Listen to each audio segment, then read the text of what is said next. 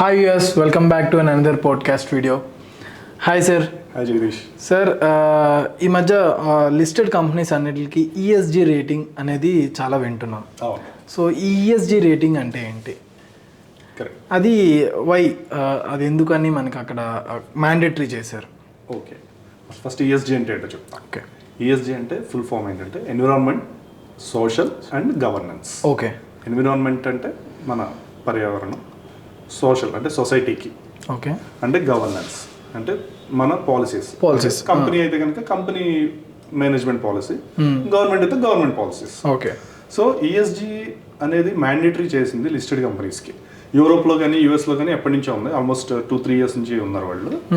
ఈ ESG rating ఎందుకంటే ఒక కంపెనీ ఈ ఎన్విరాన్మెంట్కి కానీ సొసైటీకి కానీ ఏం కాంట్రిబ్యూట్ చేస్తుంది, ఓకే, వాళ్ళ పాలసీస్ ఎలా ఉన్నాయి అంటే, ఆ ఎగ్జాంపుల్ చెప్పాలంటే ఒక కాపర్ మ్యానుఫ్యాక్చరింగ్ కంపెనీ కాపర్ని తీస్తుంది బయటికి, అవును, భూమిలోంచి. సో దానివల్ల చాలా నదులు పాడైపోతున్నాయి, అవును, చెట్లు పాడైపోతున్నాయి, లేదా భూమి పాడైపోతుంది. సో ఇలా జరుగుతున్నప్పుడు సో వాళ్ళకి సోషల్ రెస్పాన్సిబిలిటీ ఉండాలి. అవును, అలానే అది ఆపలేము, అది మన రిసోర్స్, రిసోర్స్, నేషనల్ రిసోర్స్ మనకు అవసరం. మనం ఇచ్చేసిన ఎగ్జాంపుల్ మనం చూస్తే లిథియం. అవును, లిథియం ఇప్పుడు అందరికీ తెలుసు, జేఎన్కేలో కనిపించింది లిథియం ఓర్స్ కనిపించాయి. అవును, సో ఆ బయటపడ్డాయి. ఆ ఓర్ని ఇప్పుడు తీయాలి. అవును, మరి తీయాలంటే బోల్డంత పర్యావరణానికి హాని జరుగుతుంది. అవును, మరి దీన్ని ఎలా బ్యాలెన్స్ చేస్తాం? ఈ రెస్పాన్సిబిలిటీ కంపెనీస్కే ఇచ్చింది, ఇది మ్యాండేటరీ చేసింది. ఓకే, మొత్తం అన్ని దేశాల్లో కూర్చుని ఈ నార్మ్స్ రాస్తున్నాయి. ఓకే. సో దీనికి సెపరేట్గా ఒక్కొక్క కంపెనీ ఎలా చేస్తుందో రేటింగ్ ఇవ్వడం మొదలుపెట్టాం. అయితే ఒక క్రెడిట్ రేటింగ్ ఇస్తున్నాము, ఒక కంపెనీ ఎలా పర్ఫామ్ చేస్తుంది, లేదా ఎలా అయితే లోన్స్ రీపే చేస్తుంది, ఆబ్లిగేషన్స్ ఎలా రీప్లేస్ చేస్తుంది అనే రేటింగ్ ఎలా అయితే ఇస్తున్నారో, ఈ ఎన్విరాన్మెంట్కి ఎలా కాంట్రిబ్యూట్ చేస్తున్నారు అనే దానికి ఒక రేటింగ్ ఇవ్వడం మొదలుపెట్టారు.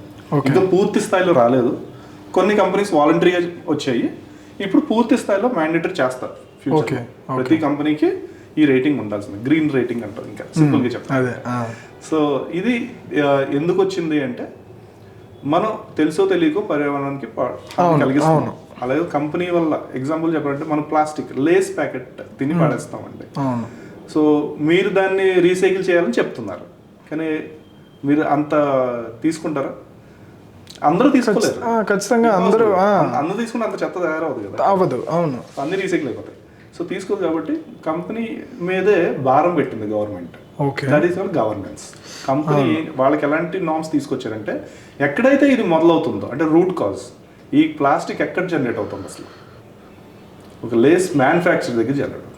అవును, లేస్ ప్యాకెట్ ఉంటే ఆ మ్యానుఫ్యాక్చర్ దగ్గర జనరేట్. సో మీరు రెస్పాన్సిబుల్, మీరు ఎంత ప్లాస్టిక్ కొంటున్నారో అంతలో 50% మీరు రీసైకిల్ చేయాలి. ఓకే, ఇది గవర్నెన్స్ లో ఒక నామ్. ఇది ప్లాస్టిక్ జనరేషన్. అమెజాన్ ఎంత ప్లాస్టిక్ కి కారణం అవుతుంది, ఓకే, సో మీరు అంత రీసైకిల్ చేయాలి. ఐకియా ఉంది, ఎంత ప్లాస్టిక్ ఇస్తుంది బయటికి. సో ఇవన్నిటికి కూడా లెక్కలు రాసి దాన్ని చెయ్యాలి. ఓకే, ఇలా ఒక పెట్టి వాళ్ళు నిజంగా చేస్తున్నారా లేదా, ఆ కంప్లైన్సెస్ కి రేటింగ్ ఇస్తున్నారు. ఓకే. సో అంటే ఎథికల్ ఇష్యూస్ అండి ఇవి. అవును, అవును, ఎథికల్ ఇష్యూస్ ఇవి. అంటే సో మనం ఇప్పుడు ఏంటంటే పరిశ్రమ ఆపలేము, ఇన్వెస్టర్ని ఆపలేము. సో దానికి ఒక కౌంటర్ పార్ట్గా మీరు ఇంత బయటికి మీరు చేస్తున్నందుకు ఇంత మంచి చేయాలి, వాట్ దాన్ని రీసైకిల్ చేయడం కానీ, దాన్ని ఇంకొక ఆల్టర్నేటివ్ సెట్ చేయడం కానీ చేయాలని చెప్పి ఒక గవర్నెన్స్ అనేది తీసుకొచ్చారు. మీరు ఆశ్చర్యపోతారు, నేను ఒక చిన్న ఎగ్జాంపుల్ చెప్తాను. ఓకే, చెప్పండి సార్. నిజంగా మీరు అర్థం చేసుకోండి, గవర్నెన్స్లో గవర్నమెంట్ కూడా పార్ట్, గవర్నమెంట్ కూడా రెస్పాన్సిబుల్. అంటే పాలసీలు ఫామ్ చేయాలి. అవును, అలాగే ఈ పాలసీ అవగాహన ఎలా క్రియేట్ చేయాలి, రైట్. మీకు నాకు చెప్తే అర్థం కాదు, ఒక సామాన్యులు చెప్తే అర్థం కదా. నువ్వు రీసైకిల్ ఈరోజు ఏమంటారు, నీ స్కూటర్లో ఈవీ స్కూటర్ మీద రా అని చెప్పారు అనుకోండి, లేదంటే నాకు మైలేజ్ రాదు, నేను పెట్రోల్లోనే వస్తానండి. అవును, దాన్ని మెయింటైన్ చేయలేము మేము, చాలా మ్యాండేటరీ చేస్తే రైట్, పెట్రోల్ ప్రైస్ పెంచేస్తే right. Okay, okay, not related but కొంతవరకు కాంట్రిబ్యూషన్. ఓకే, అర్థమైందండి. ఓకే, అర్థమైంది. మీరు ఈవీకి మారారా లేదా? అవును, 2 బండ్లు ఉంటే ఒక బండి అన్నా ఈవీ తీసుకున్నారా లేదా? ఖచ్చితంగా ఉంటుంది. అవును, అది అంటే మొత్తం నెట్ జీరో చేయడం చాలా కష్టం అండి, కానీ అట్లీస్ట్ ఆ దిశగా మనం వెళ్తున్నాం గవర్నమెంట్ చేసి. ఇంకా మీరు చెప్తాను, నేను ఇంకొకటి చెప్తాను. ఇదివరకు సినిమాల్లో మనం చూస్తే సినిమాల్లో ఒక విలన్ ఉంటాడు, హీరోకి ఏదో చెడు చేస్తాడు, అంటే పర్సనల్గా ఒకటి దెబ్బతీస్తాడు.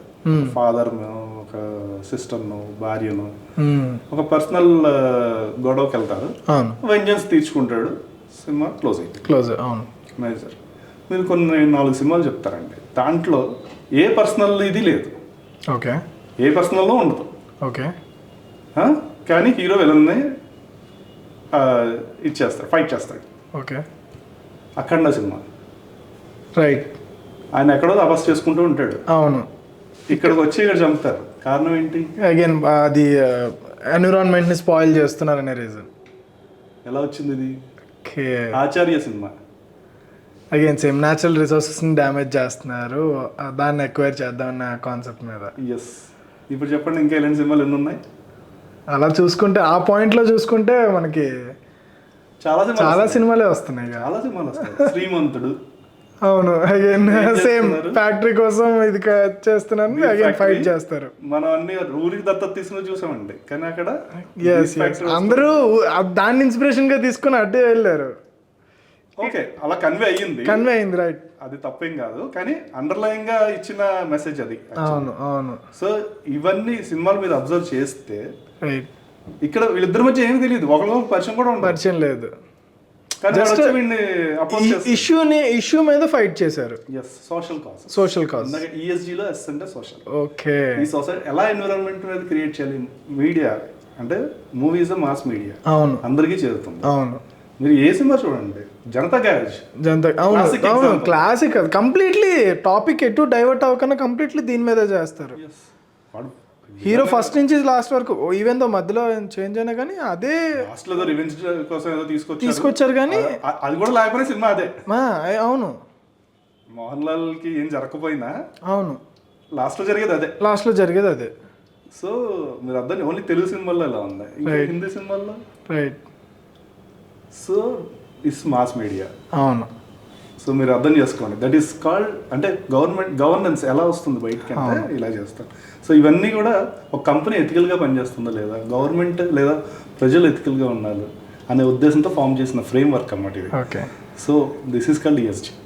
అది సినిమా కాన్సెప్ట్ తీసుకున్నా ఈజీగా అర్థమవుతుంది. అవును యాక్చువల్లీ మీరు చెప్పిన ఏదైతే ఈ విధానం ఉందో అర్థం కావడం కూడా చాలా ఇమీడియట్గా మైండ్లోకి ఎక్కుతుంది అనమాట. ESG అనే నార్మల్గా సోషల్ కాజ్ కోసం ఇదంతా చేస్తాం అనే దానికన్నా, సో ఎగ్జాంపుల్తో ఏదైతే మూవీస్లో మీరు ఇచ్చిన ఎగ్జాంపుల్స్ క్లియర్గా ఆ పార్ట్ ఎవరు చూడరు. ఓకే, ఇప్పుడు అఖండ మీరు చెప్పినట్లు బాలేబాబు మంచి మాస్ హీరో, మంచి ఫైట్స్, ఈ రకంగా చూసుకుంటూ ఏదో ఒక జరిగింది దానికోసం వెళ్ళారు, బట్ అక్కడ ఫైట్ ఇష్యూ ఎందుకు వచ్చింది, వీళ్ళిద్దరి మధ్య ఏమీ శత్రుత్వం లేదు, కానీ ఒక ఏదైతే మీరు చెప్పినట్టు సోషల్ కాజ్ కోసం ఫైట్. అవును, పర్సనల్ గా ఉంటేనే జనాలు ఇంపాక్ట్ అయ్యారు. రైట్. ఇప్పుడు ఎన్విరాన్మెంట్ కూడా ఇంపాక్ట్ అవుతుందంటే, కానీ మీరు ఈరోజు ఈ విషయం నాకు చెప్పిన తర్వాత ఇక నుంచి నేను సినిమా చూసే విధానం కూడా నాకు మారిపోద్ది. ఖచ్చితంగా ఇందులో మళ్ళీ ఏమైనా అలా యాడ్ చేశారా? లేదండి, అంటే పర్సనల్ కాజెస్ తో సినిమాల్లో, అవును, సినిమా చూసినప్పుడు ప్రేక్షకుడు ఓన్ చేసుకుంటాడు. ఓకే, నాకు ఇలా జరిగితే నేను ఇలా రియాక్ట్ అవుతాను, నేను ఇది వరకు రియాక్ట్ అయ్యాను, నేను రియాక్ట్ అవ్వలేకపోయాను, ఇలాంటివి పెట్టుకుంటాడు. అయినా సరే ఇప్పుడు ఇదివరకు అవి లేకపోతే సినిమా చూడరు అనే ఉద్దేశంతో అలా తీసేవారు. రైట్. ఇప్పుడు జనాలకు కూడా ఈ ఏదైతే ఈ రెస్పాన్సిబిలిటీస్ ఇవన్నీ కూడా వాళ్ళకి అర్థం అవుతున్నాయి నెమ్మదిగా చేసుకుంటున్నారు. అవును, ఓన్ చేసుకుంటున్నారు ప్రతిదీ కూడా. ఎందుకంటే ఒక సైడ్ నుంచి గవర్నమెంట్ నుంచి కానీ, లేదంటే పర్సనల్గా కంపెనీస్లో ఇట్ సెల్ఫ్ సెషన్స్ కండక్ట్ చేయడం కానీ, ఇట్ల వల్ల ప్రతి ఒక్కరికి ఆ అవగాహన వస్తుంది. ప్లస్ దాని మీద మీకు అవగాహన కాదండి, మీకు ఒక క్లాసిక్ ఇది చెప్తా మీకు. కాంతార మూవీ దేని మీద తీసారండి? దేవుడి గురించా? దేవుడిచ్చిన భూముల గురించి. మీరు నమ్ముతారా? కాంతార మూవీ యాక్టర్ ఎవరైతే ఉన్నారో ఈ ఎన్విరాన్మెంటల్ UN లో ఒక విభాగం ఉంది, వాళ్ళు తీసుకెళ్ళి ఆ సినిమా గురించి సంథింగ్ ఫెసిలిటేషన్ చేస్తారు ఆయనకి. This is news. ఎందుకు చేశారు? Because he promoted environmental issues. మనం దేవుడు అనుకుంటాము, ఒక చోటేమో ఇది అనుకుంటాము, సినిమా హైప్ చూస్తాము, సౌండ్ బాగుంది, విజువల్స్ బాగున్నాయి. బట్ యా సార్ చాలా థ్యాంక్స్. నేను సినిమా చూసే విధానం మార్చారు మీరు ఈ రోజు నుంచి. ఎందుకు సినిమా చూస్తాం, ఎందుకు చూస్తున్నాం, ఇవన్నీ షిఫ్ట్ అవుతూ ఉంటాయండి. అంటే మీకు సోషల్ ఇష్యూస్ అంటే ఇది ఎక్కడో దగ్గర మైండ్లో ఉంటుంది ఆ పాయింట్ మనం సినిమా చూసిన తర్వాత, కానీ మెయిన్గా అదైతే మనం ఫోకస్ చేయం. బయటకు వచ్చిన హైప్ చూస్తాం కానీ మైండ్లో ఎక్కడో ఓ దగ్గర ఓ పాయింట్. ఇప్పుడు మీరు అన్నట్టు శ్రీమంతుడు సినిమా చూడంగానే ఓకే ఎన్విరాన్మెంట్ గురించి, జనతా గ్యారేజ్ ఓకే మన పర్యావరణం రక్షించాలి, చెట్లు పెంచాలి, చెట్లు కొట్టేయకూడదు. అగైన్ సినిమా ఎంజాయ్ చేస్తున్నాం, బట్ ఎక్కడో అరే చెట్లు పెంచాలి. ఎస్పెషల్లీ ఆ దివాళీ సీన్, ప్రతి దివాళీకి ప్రతి ఒక్కరు వాట్సాప్ స్టేటస్ వస్తుంది. అగైన్ అది issue, environmental issue. Direct focus బాగుపడుతున్నారు, మనమే బాగుపడుతున్నాం. రైట్. మళ్ళీ అది ఎంత మాట్లాడామంటే ఒకసారిగా చేసి మళ్ళీ అగైన్ దాంట్లో చాలా లాజిక్స్ చూస్తే మీరు అర్థం చేసుకుంటే ఈఎస్డీలో అని చెప్పిన 3 ఒకటి గవర్నమెంట్ చెయ్యాలి, కంపెనీస్ మీద భారం పెట్టింది, మనుషుల మీద భారం పెట్టాలి. ఎందుకంటే మనం చేయలేం. మన ఈ రోజు యాజ్ వి స్పీక్ మనం ఈ రోజు ఇక్కడ కూర్చున్నప్పుడు ఎన్ని ప్లాస్టిక్ ఉంది చుట్టూ, ఎంత ప్లాస్టిక్, కెమెరా దించి ఎన్ని ప్లాస్టిక్, రైట్.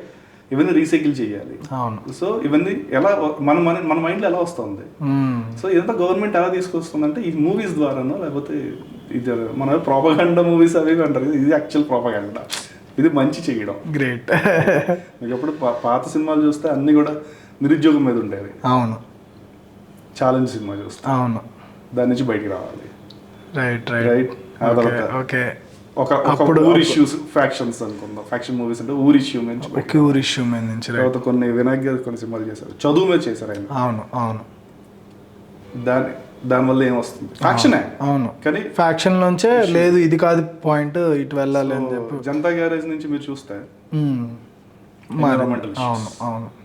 ఎన్విరాన్మెంటల్ ఇష్యూస్ ఇవన్నీ నెక్స్ట్ జనరేషన్ నేర్పడం అంటే ఇది మేజర్గా మీరు అంటే సినిమాకి వెళ్ళిపోయింది టోటల్గా ఇన్వెస్టింగ్ నుంచి. Okay. So but yeah sir, మీరు ఏదైతే టాపిక్ ఇటువైపు తీసుకొచ్చారో అర్థం కావడానికి చాలా క్లియర్ ఎగ్జాంపుల్స్తో మీరు చాలా నీట్గా చెప్పారు. సో ఈఎస్జీ అంటే మీకు అందరికీ అర్థమయ్యే ఉంటుంది అనుకుంటున్నాను. ఆల్సో మంచి ఎగ్జాంపుల్స్తో ఈరోజు ప్రదీప్ గారు మనకి క్లియర్గా మనకైతే ఎక్స్ప్లెయిన్ చేయడం జరిగింది. మీరు కూడా ఇక నుంచి సినిమాలు చూసేటప్పుడు ఈ పాయింట్ అయితే మైండ్లో పెట్టుకొని సినిమాలు చూస్తారని అనుకుంటున్నాను. ఆల్సో సార్ ఇచ్చిన ఎగ్జాంపుల్స్ కాకుండా ఇంకేమైనా ఇలాంటి మూవీస్ ఉంటే కింద కామెంట్స్లో మెన్షన్ చేయండి. Also me next doubt are మీరు ఏదైతే ప్రదీప్ గారిని అడగాలనుకుంటున్నారో కింద కామెంట్స్లో మెన్షన్ చేయండి. ఈ వీడియో మీకు ఇన్ఫర్మేటివ్ అనిపిస్తే లైక్ చేయండి, మన స్టాక్ లీవ్కి సబ్స్క్రైబ్ చేయండి. Thank you.